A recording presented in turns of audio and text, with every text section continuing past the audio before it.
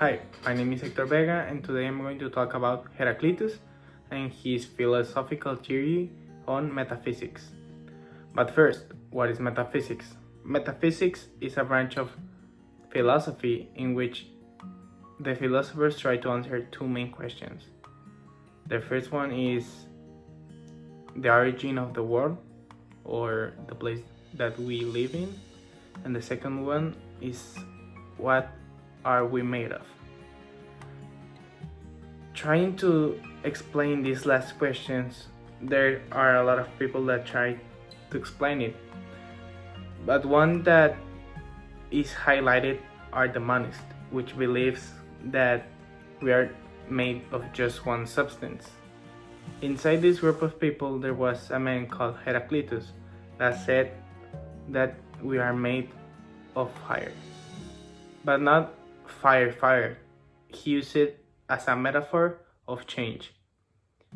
Heraclitus believed that we are like fire. We are in constant change.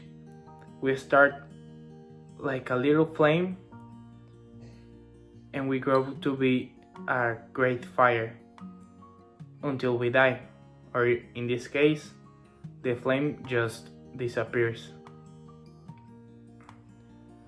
The first point in Heraclitus' theory is that everything is coming together of opposite or opposite tendencies. This means that every single thing in life has its opposite, just like good and evil, or like heaven and hell. These are two different things, but they work together to form something greater. For example, good and evil, and they work together to make people.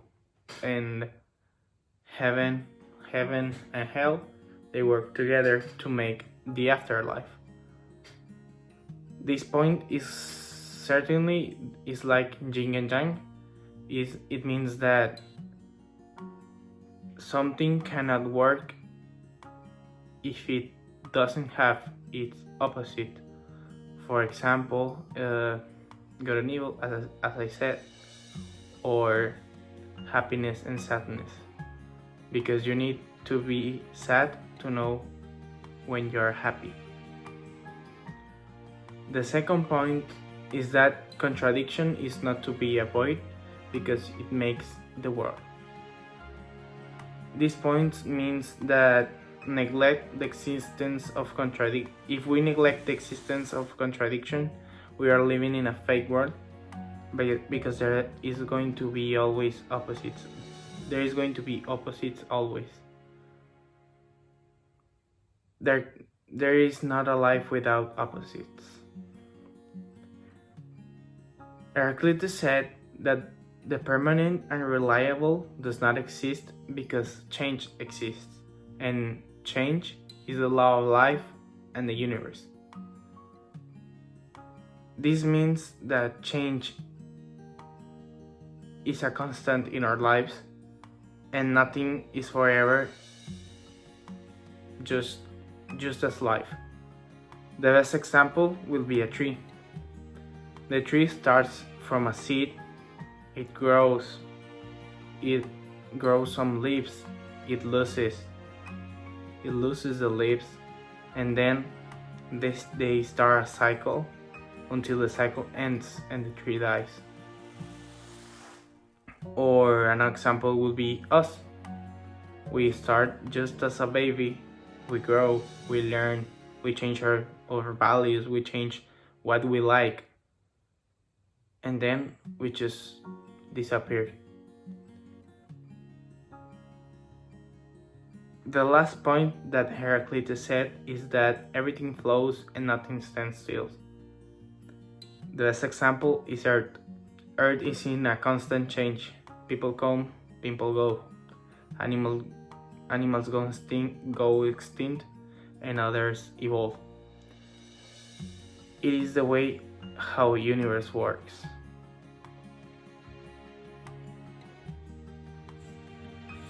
Hello, now I'm going to talk about the theory of one of the most important and greatest philosophers in the history, who is Parmenides. Parmenides was a Greek philosopher who was born in 475 BC in Elea, a disciple of Pythagoras. Pythagoras was an important group in those years. So he said that being or not being, that's are his words. Okay, but he only focused in being, because he said that being is everything and not being it can exist, it doesn't matter, it doesn't care. Okay, but how I said, just being. And he gave us a definition, which are different words, which are unique, compact, finite, indivisible, and static.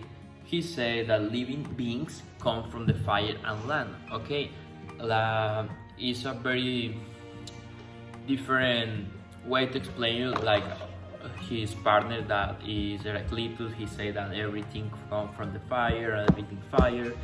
That her hypothesis. So to explain this, we have colors, okay? And suppose that color change. The color A change is blue and change to green. Okay, it can be. You need to have another color to change. So you have two colors. It doesn't exist, it doesn't matter, it can be. Okay, so in conclusion, Parmenides had a very good, can be hypothesis like our partner, and in certain point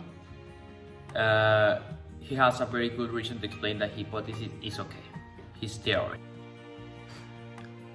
To conclude, the philosopher that we agree the most is Heraclitus, because we do believe that in the world everything has its opposite and that they work together to make something greater. That's why there are a lot of examples of opposites, even in love. In love, they say that opposites attract each other. Also, we believe that change is necessary and that everything must flow and follow a path that has a start and an end. Because nothing is forever, and that's what makes life special. To not know what's going to happen next is something that spices up what we are living and everything that surrounds us. And as we said, everything has a start and everything must end, just like this video. So bye.